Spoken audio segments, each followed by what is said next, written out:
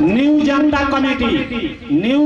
Committee की तरफ से 101 रुपये का पुरस्कार आया हुआ है। बहुत बहुत धन्यवाद। माननीय श्री भानु प्रताप जी जो आपके गांव के चौकीदार साहब भी हैं, इनके तरफ से पुनः 101 रुपये का पुरस्कार आया हुआ है बच्चों को मिठाई खाने के लिए। युवा विकास क्लब आप सभी दाताओं को जो इन बच्चों का मनोबल बढ़ा रहे हैं उन सभी लोगों को बहुत बहुत बधाई। युवा विकास क्लब आप सबों का हार्दिक स्वागत करता है और आप सबों के सहयोग के लिए बहुत बहुत धन्यवाद। ये ऑनलाइन ट्रांसफर भी आ रहा है, तमाम लोगों की तरफ से पुरस्कार भी आ रहा है और इन कलाकारों का मनोबल बहुत ही बढ़ा हुआ है, जिससे जो भी दृश्य आप देख रहे हैं उसमें और प्रगति होती चली जा रही है और इनके कलाकारी में और निखार आ रहा है। तो इस तरह से जो आप लोगों ने सहयोग दिया है, इनका जो पुरस्कृत करके प्लस अपना समय दे करके और इस तरह से धैर्य पूर्वक बना करके जिस तरह से ड्रामे का माहौल बिगड़ा हुआ था उससे और बेहतरीन माहौल बनता चला जा रहा है। और आप लोगों को जो कहा जाता है सोना पकने के बाद निकलता है, तो बवाल दिमाग से हट गया जो अभी हुआ था यहाँ पे। जिस तरह से बच्चे प्रदर्शित कर रहे हैं इससे लग ही नहीं रहा है कि इनके मनोबल पर कोई प्रभाव पड़ा हुआ है और अपनी उच्च कोट की जो प्रदर्शन करता है अपना प्रदर्शन दे रहे हैं नाटक के माध्यम से। तो आप सभी लोगों के धैर्य पूर्वक बैठने के लिए और शांति बनाने के लिए बहुत बहुत धन्यवाद। अभी 101 रुपये का पुरस्कार माननीय श्री अर्जुन दास जी की तरफ से आया हुआ है बच्चों को पुनः मिठाई खाने के लिए धन्यवाद।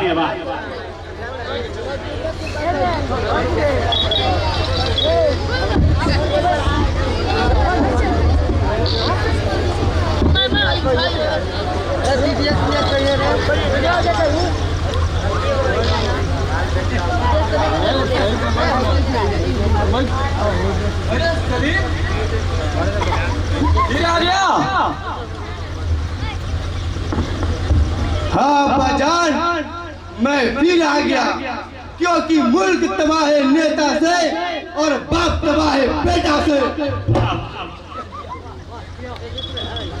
मैं इतने मर्तबा ऐलान कर चुका हूँ कि मेरा तुमसे कोई रिश्ता नहीं, मेरा तुमसे कोई वास्ता नहीं। औलाद से वास्ता खत्म होने का भी आप सब जानते हैं बाजान। मैं बखूबी जानता हूँ पर खुरदार आप बुजुर्गवार होकर भी नादान है। आप कुछ नहीं जानते बाजान, आप कुछ नहीं जानते। क्या कहा? मैं नादान हूँ? मैंने ठीक कहा अब्बा। अपनी औलाद से रिश्ता उसी वक्त खत्म हो जाता है जिस वक्त बदन से खून का एक एक कतरा जुदा हो जाता है। तुम मुल्क द्रोही हो और तुम जैसा मुल्क द्रोही वतन फरामोश मेरा बेटा नहीं हो सकता। मुझे आपका बेटा कहलाने का शौक भी नहीं है। तुम्हें बेटा मानता ही कौन है? तुम तो हमारे देश के गद्दार हो, गद्दार। तुम जैसे मुट्ठी भर लोग ही इसकी इज्जत आबरू नीलाम करने पर आमदा है। इस बर्बाद मुल्क की इज्जत आजाद कराने वाला भला है ही कौन? आप इन मुट्ठी हड्डियों से इस मुल्क की हिफाजत नहीं हो सकती अब्बाजान। किसी मुल्क की हिफाजत बंदूक से की जाती है, सिर्फ और सिर्फ बंदूक से।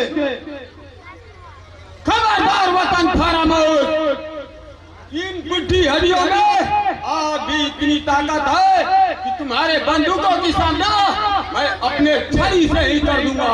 रुक जाइए अब्बा, आप अपने बुढ़ापे पर तरस खाइए और सीधी तरह मेरे हिस्से की जमीन मेरे नाम कर दीजिए। इसका अंजाम बहुत बुरा होगा। अंजाम की फिक्र करते हैं बुजुर्ग, तुम मुल्क द्रोही हो।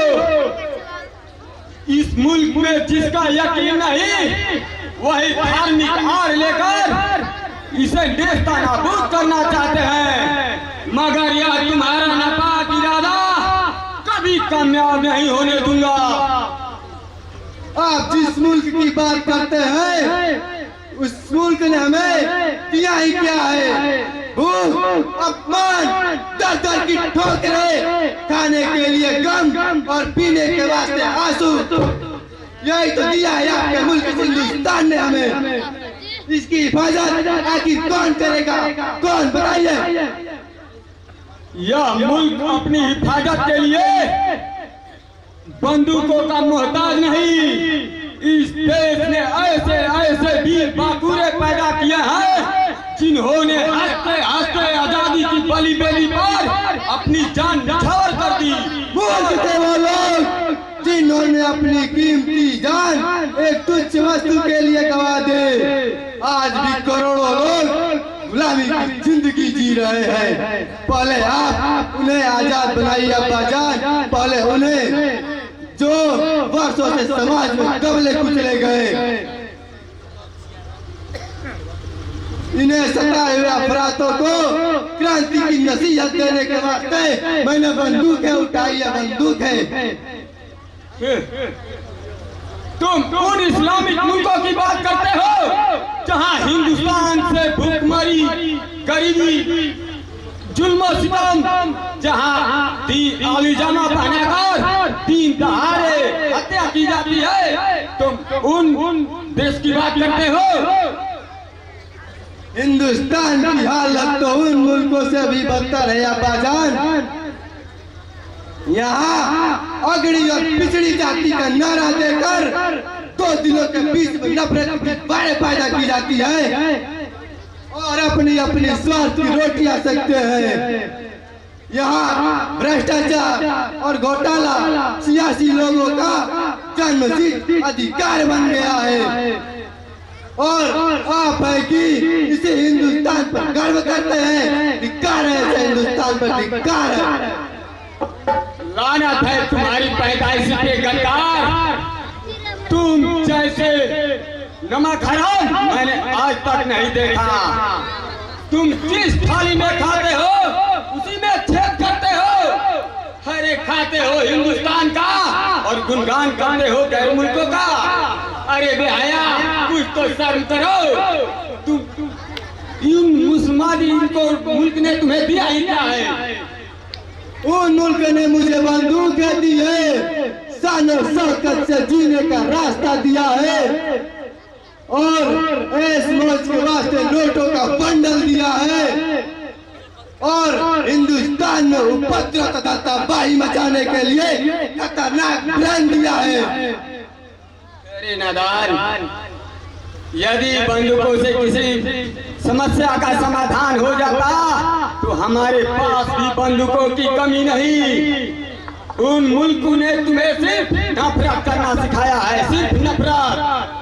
भाई भाई में नफरत का बीज बोया है।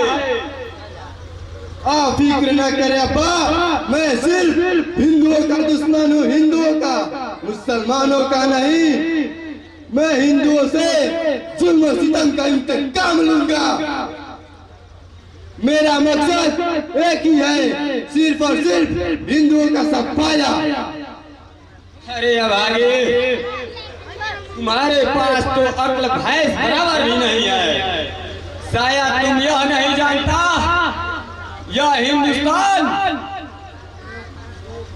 इस हिंदुस्तान में अगर हिंदू लोग तुम्हारे जैसे सोच ले तो फिर हम मुसलमानों का क्या होगा? एक भयंकर क्रांति होगी और हिंदुस्तान तबाह और बर्बाद हो जाएगा। तुम हिंदुस्तान को नहीं जानता, जिसे सारी दुनिया झुककर सलाम करती है। मेरा मुल्क महान है जिसका नाम हिंदुस्तान है। क्या आपने खूब कही अब्बाजान, जहाँ नोट लेकर चलता मतदान है, सत्ता के कारण जहाँ बिकता ईमान है और गुंडा बाहर और जेल में इंसान है और घोटालों से जहाँ जनता परेशान है, क्या इसका इनाम आपका हिंदुस्तान है?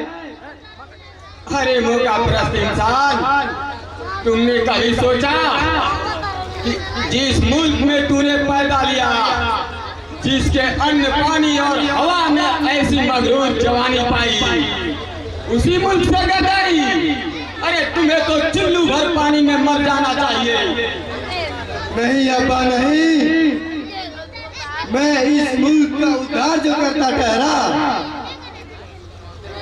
मैं हिंदुओं को ढूंढ ढूंढ कर इसलिए मारता हूँ ताकि धरती का बोझ हल्का हो जाए और आवाम की संख्या कम हो और मुसलमानों की बराबरी का मौका मिले। पर इस बात पर तुम गौरव क्यों नहीं करते बरखुरदार कि अगर सभी हिंदू तुम्हारे तरह ही सोच ले तो फिर हम मुसलमानों का क्या होगा? एक भयंकर क्रांति हो गई और हिंदुस्तान तबाह और बर्बाद हो जाएगा। बस मुझे इतना ही तो करना है। मैं चिकनी चिकनी लड़कियों को बाहर सप्लाई करूंगा, ये मेरा आपसे वादा है, वादा। खबरदार जो हमारी बच्चियों पे गंदी नजर डाली तो मैं टेढ़ी नजर बर्दाश्त कर सकता हूँ, लेकिन ये बुरी नजर कभी नहीं।